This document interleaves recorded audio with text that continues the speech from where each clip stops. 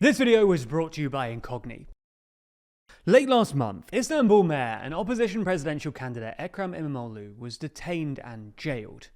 The suspicious timing and spurious charges suggest that his arrest was probably ordered by incumbent President Erdogan, who was probably expecting a brief but manageable period of protest. Unfortunately for Erdogan though, the reaction, both economically and politically, has been severe, and despite a harsh crackdown by Turkish security services, the opposition CHP is promising reoccurring protests until Imamoglu is released and early elections are held.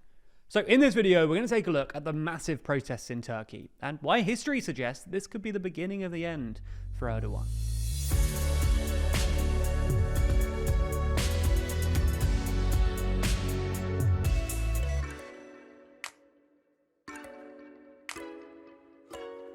The TLDR team and audience have ranked the most powerful people in the world to determine who is the most influential. Want to know who made the list? Pre-order a copy of our magazine, too long in order to find out. Click the link in the description to reserve your copy. So let's start with a quick recap of what's happened over the past few days. This story really starts on the 19th of March, when Turkish authorities detained Imamoglu on suspicion of corruption, extortion, bribery, money laundering, and supporting terrorism. Imamoglu was arrested along with roughly 100 or so other people, including senior CHP officials, and is part of a wider crackdown on opposition figures and journalists that began earlier this year. Unsurprisingly, Erdogan has claimed that he has nothing to do with any of this, and that this was just Turkey's judiciary system functioning independently. But this is deeply implausible for a few reasons. First, the timing is suspicious. Imamoglu's arrest came just a few days after Istanbul University suddenly annulled his degree, which he'd obtained in the 90s, and which would effectively bar him from running for the presidency, as presidential candidates must hold a university degree. And this was all just a few days before he was due to be crowned as the presidential candidate for Turkey's main opposition party, the Republican People's Party, or CHP.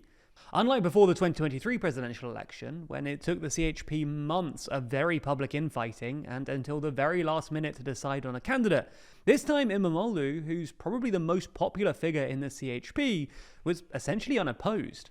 This makes the timing even more suspicious. It looks like Erdogan realized that the CHP had unified around a popular politician that would probably beat him or his appointed successor, and decided to get rid of Imamoglu, both because polling currently suggests that Imamoglu would beat Erdogan in a head-to-head, and because he wants to restart the CHP infighting that helped him to eke out a win in 2023.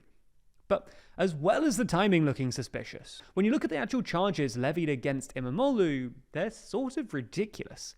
For instance, Istanbul's public prosecutors argue that by forming a de facto electoral alliance with other opposition parties in the 2024 municipal elections, including the pro-Kurdish People's Equality and Democracy Party, or DEM, Imamoglu apparently aided the PKK, a Kurdish separatist group that's waged a decades-long insurgency against the Turkish state and is designated as a terrorist organization. Not only is this a weirdly indirect allegation, but also displays how unevenly the law is being applied.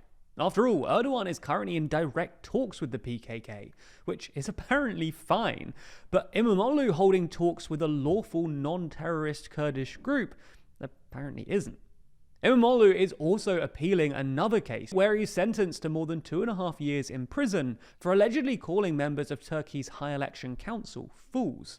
To most of our viewers, the idea of sentencing someone to years in prison for just insulting an official might sound ridiculous, but these sort of convictions are actually remarkably common in Turkey, and thousands of people are jailed every year for just insulting Erdogan. What makes Imamoglu's case even more ridiculous is the fact that the courts actually ruled against him anyway, because they, quote, inferred that's what he meant. Anyway, you get the idea. There's reasons to suspect that Imamoglu's arrest was directed by Erdogan, who was presumably hoping that if he did it this far ahead of the next election, public resistance would be minimal, especially if he was able to keep pro-Kurdish groups like the DEM quiet, with the promise of reconciliation with the PKK. Erdogan was also probably hoping that given Europe currently wants Turkey's help supporting Ukraine, and that Trump has somewhat of a penchant for strongmen, the EU and US would turn more of a blind eye than they would in normal times. Unfortunately for Erdogan though, the reaction to Imamoglu's arrest has been more severe than he probably expected, both economically and politically. Economically, Imamoglu's arrest sparked massive capital outflows with foreign investors, who had just tentatively started reinvesting in Turkey after a multi-year economic crisis, pulling their cash out as fast as they could. This caused the Turkish lira to decline from 36 to the dollar to an all-time low of 38 to the dollar. And it only stabilized there because the Turkish central bank spent nearly a third of its entire foreign exchange reserves defending the currency. Even still, a weaker lira threatens to rekindle inflation, which has finally started falling in recent months, but is still running at about 40% year on year. It's not just economically either. Politically, the reaction has been massive. Despite a ban on public gatherings, Imamoglu's arrest has sparked massive protests throughout last week, especially in Turkey's big cities, culminating in a massive anti-Erdogan protest in Istanbul on Saturday, which the CHP claims was attended by over 2 million people.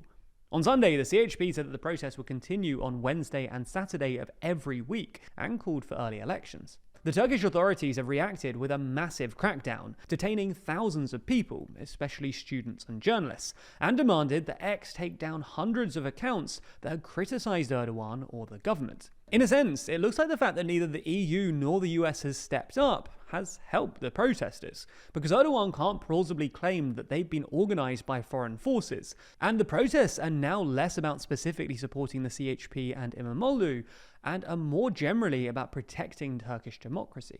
So what happens next? Well, there are two reasons that Erdogan should be worried about this. Firstly, the protests look quite similar to other protests we've seen in places like Serbia and North Macedonia recently, where anti-government protests led by students morph into wider, reoccurring protests focused on democratic backsliding and corruption. And both of these are issues in Turkey. Obviously, Erdogan has eroded Turkey's democratic practices, but corruption became an especially salient issue in 2023, when earthquakes caused an astonishing 50,000 deaths, in large part because construction contracts had been handed out to Erdogan's cronies, who didn't properly follow building regulations.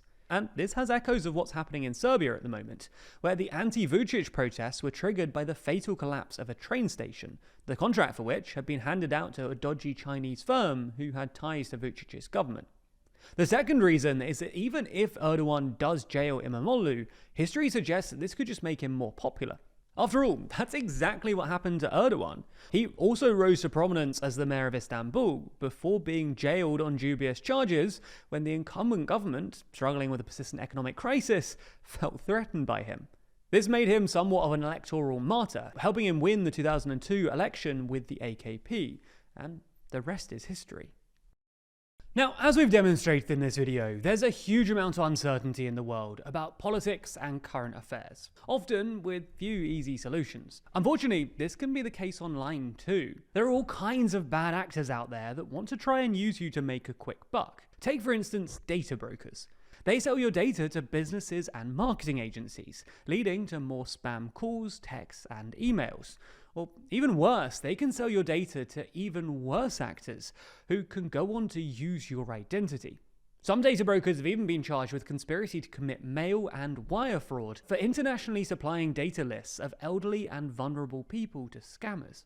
Fortunately, today's sponsor Incogni can help to rectify this. They work on your behalf to request your personal data removal. They also deal with any objections, and to make sure that your personal information isn't just shared by the brokers again, they conduct repeated removal requests. And with their family and friends plan, they'll even do this for you and up to 3 of, well, your friends and family.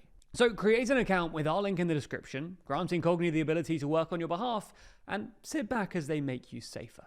Plus, if you use our link, you'll get an exclusive 60% off an annual Incogni plan. So thanks for checking it out, and thanks to Incogni for sponsoring this video.